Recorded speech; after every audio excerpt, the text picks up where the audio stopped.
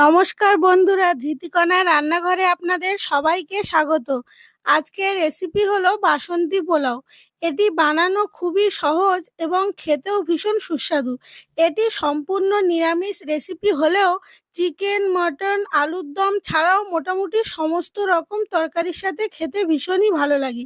এই রেসিপিটা আমি কিভাবে বানাই সেটাই আপনাদের সাথে শেয়ার করব। এই রেসিপিটা বানানোর জন্য নিয়ে নিয়েছি একটা বাটির মাপে 1 বাটি গোবিন্দভোগ চাল। চালটা ভালোভাবে ধুয়ে জল ঝরিয়ে নিয়েছি।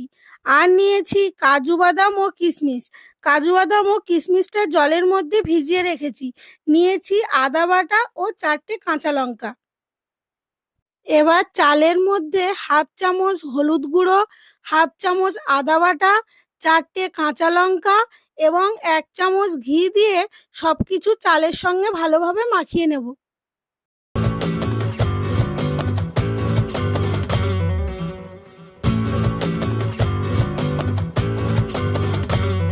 এবার কড়াই বসিয়ে 1 চামচ ঘি দিয়ে দেব।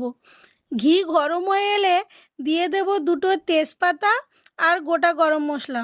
গরম মশলাটা নেড়ে চেড়ে ভেজে নেওয়ার পর গরম মশলা থেকে সুন্দর একটা গন্ধ ছাড়লে এই সময় দিয়ে দেব কাজু বাদাম ও কিশমিশ। কাজু বাদাম ও কিশমিশ একটু লাল লাল করে ভাজা হয়ে গেলে এই সময় দিয়ে দেব ম্যারিনেট করে রাখা গোবিন্দভোগ চালটা। এবার গ্যাসের ফ্লেমটা লো করে চালটা 5 থেকে 6 মিনিট ভালো করে ভেজে নেব। 5 থেকে 6 মিনিট ভালোভাবে ভেজে নিয়েছি।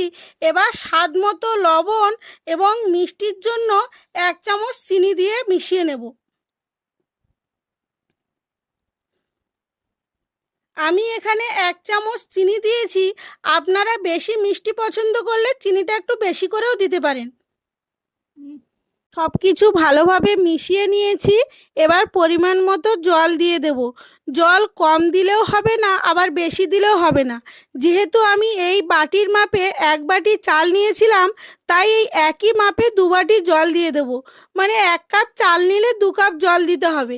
এবার ভালোভাবে নেড়ে নিয়ে 10 মিনিটের জন্য একটা ঢাকনা দিয়ে সেদ্ধ হতে দেব। 10 মিনিট মতো হয়ে গেছে।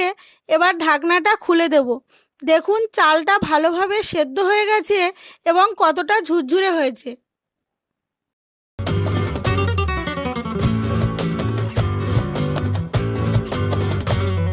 সবশেষে হাফ চামচের একটু কম গরম মশলা এবং হাফ চামচ ঘি দিয়ে ভালোভাবে মিশিয়ে নিলেই রেডি গোবিন্দভোগ চালের বাসন্তী পোলাও।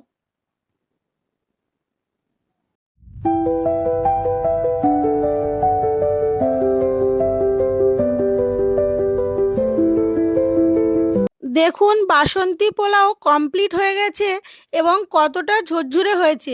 এবার একটা পাত্রের মধ্যে তুলে নেব। ভিডিওটা যদি ভালো লেগে থাকে তাহলে একটা লাইক করবেন এবং চ্যানেলটিকে সাবস্ক্রাইব করে পাশে থাকবেন।